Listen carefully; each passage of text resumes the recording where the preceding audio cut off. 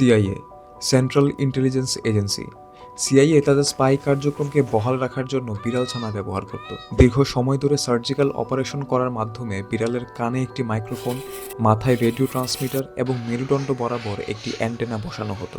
সিআইএর সাবেক সহকারী উপপরিচালক ভিক্টর মার্কেটি জানান, প্রজেক্ট অ্যাকুইস্টিক কিটি $20 মিলিয়ন খরচ হয়েছিল।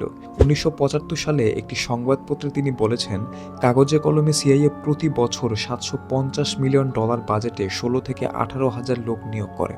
প্রকৃতপক্ষে বাজেট এর চাইতে আরও অনেক বেশি, কারণ সিআইএ বিশ্বজুড়ে এয়ার আমেরিকার মতো বহু কোম্পানির মালিক এবং অনেক কোম্পানি তারা পরিচালনা করে থাকে।